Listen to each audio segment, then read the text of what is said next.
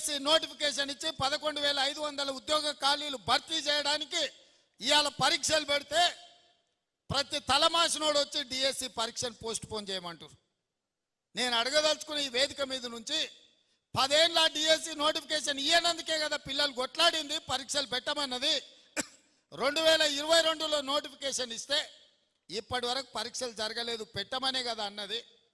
మనం calendar date ప్రకారం ఇవాళ డిఎస్సి నోటిఫికేషన్ ఇచ్చి పరీక్షలు పెడుతుంటే కొంతమంది టీఆర్ఎస్ సన్నాసులు పరీక్షలు రాయనోళ్లను చదువు రానోళ్లను ఇవాళ ప్రభుత్వం పరీక్షలు వేయాలంటారు.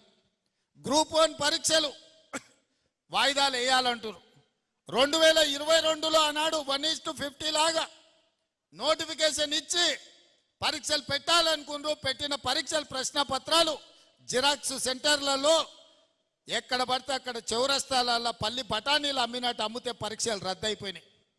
మనం వచ్చిన ఎంబడే గ్రూప్ 1కు నోటిఫికేషన్ ఇచ్చి ప్రిలిమినరీ ఎగ్జామ్స్ మొత్తం నిర్వహించి సరైన సమయంలో 4 లక్షల మంది విద్యార్థులు పరీక్షలకు అప్లికేషన్లు పెట్టి 3 లక్షల మంది పరీక్షలు రాసి నిన్నగాక మొన్న 31,000 మందిని ఈ పరీక్షలకు పాస్ చేసి గ్రూప్ 1లో ప్రిలిమినరీ రిజల్ట్స్ ఇచ్చినాం.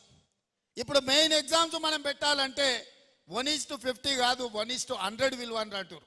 అంటే ఒక ఉద్యోగం ఉంటే 50 మందిని ప్రాథమిక పరీక్షలలో పాస్ చేసి మెయిన్ ఎగ్జామ్స్కు పిలుస్తామని చెప్పినాం.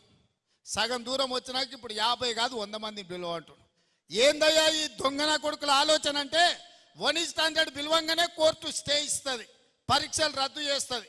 నువ్వు నోటిఫికేషన్ల 1:50 ఇచ్చి పరీక్షలు అయిపోయినాక 1:100 ఎట్లా పిలుస్తావు? ఒక ఉద్యోగానికి 50 బదులు ఒక ఉద్యోగానికి 100 మందిని ఎట్లా పిలుస్తావు? అది తప్పు అని కోర్టు పరీక్షల్ని రద్దు చేస్తుంది. మళ్ళీ మొదటి నుంచి మొదలు పెడితే మళ్ళీ ఏడాది పోతుంది. 2011లో నోటిఫికేషన్ గ్రూప్ 1 ఇస్తే ఇప్పటి వరకు 13 ఏళ్ళ ఇంతవరకు పరీక్షలు జరగలే, నియామకాలు చేయలే. వయసులో ఉన్న పిల్లగాడు మధ్య వయసుకు వచ్చిండు, పెళ్ళైనోనికి పిల్లలు అయిన వాళ్ళ పిల్లలు బడికి పోతున్నారు, పరీక్షలు మాత్రం పూర్తి కాలే. నేను ఏదైనా చేసి డిసెంబర్ లోపల పరీక్షలు చేసి దాదాపుగా 1000 మంది గ్రూప్ 1 ఆఫీసర్లను తెలంగాణ రాష్ట్ర నిర్మాణంలో ఫలితాలు ఇచ్చి వాళ్ళను అధికారులను చేయాలని నేను చూస్తుంటే ఈ దొంగలంతా గూడు పుటాని చేసి ఆ పరీక్షలు పోస్ట్ పోన్ చేయమంటారు.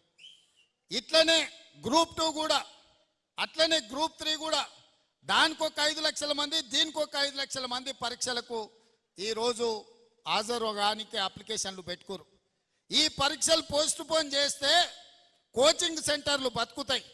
ఒక్క నెల ఏదైనా పరీక్షలు గ్రూప్ 1 గ్రూప్ 2 పోస్ట్ పోన్ చేస్తే ఒక్కొక్క కోచింగ్ సెంటర్కు 100 కోట్ల రూపాయల ఫీజులు వస్తాయి. ఇవాళ కోచింగ్ సెంటర్ల మాఫియా కొంతమంది కిరాయి మనుషులను పెట్టి ఆ కిరాయి మనుషులతో రోడ్ల మీద ధర్నాలు చేసి పరీక్షలు పోస్ట్ పోన్ చేయమని అడుగుతున్నారు. ఇవాళ మాకు ప్రభుత్వానికి పోయేదేముంది? ఒకవేళ పరీక్షలు పోస్ట్ పోన్ చేస్తే విద్యార్థులకు నష్టం. కోచింగ్ సెంటర్లు 100 కోట్ల రూపాయలు కొల్లగొట్టడానికి కోచింగ్ సెంటర్లో ఇవాళ పరీక్షల్ని వాయిదా ఏమని అడుగుతారు. గ్రామాన మీరు చెప్పండి, 10 ఏళ్ళు పరీక్షలు పెట్టలే, ప్రభుత్వ ఉద్యోగాలు ఇవ్వలే. కాంగ్రెస్ వచ్చిన ఎంబడే 30,000 ఉద్యోగాలు ఇచ్చింది, డిఎస్సి నోటిఫికేషన్ ఇచ్చింది, గ్రూప్ 1 నోటిఫికేషన్ ఇచ్చింది, గ్రూప్ 2 నోటిఫికేషన్ ఇచ్చింది, గ్రూప్ 3 నోటిఫికేషన్ ఇచ్చింది. రాబోయే డిసెంబర్ 9 తారీఖు లోపల ఈ పరీక్షల ఫలితాలన్నీ ఇచ్చి వేలాది మంది నిరుద్యోగ యువకులకు ఉద్యోగ అవకాశాలు ఇవ్వాలని మా ప్రభుత్వం ప్రయత్నం చేస్తుంటే పరీక్షలు వాయిదా ఏమంటారు? అన్ని పరీక్షలు 2022లో నోటిఫికేషన్ ఇచ్చినవే, ఆ సన్నాసి పరీక్షలు పెట్టలేదు. ఈ 2 ఏళ్ళు పిల్లలు చదువుతూనే ఉన్నారు, కోచింగ్ సెంటర్ల చుట్టూ తిరుగుతూనే ఉన్నారు.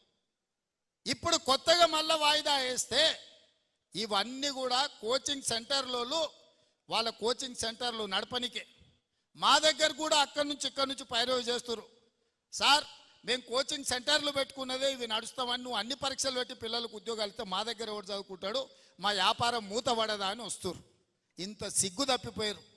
నిరుద్యోగ యువకుల బలహీనతను వ్యాపారంగా మార్చుకోవాలని కొన్ని కోచింగ్ సెంటర్ల యజమానులు ఈ ఆర్టిఫిషియల్ ఉద్యమాలను ఇవాళ మన కళ్ళగట్టినట్టు చూపించాలనే ప్రయత్నం చేస్తారు.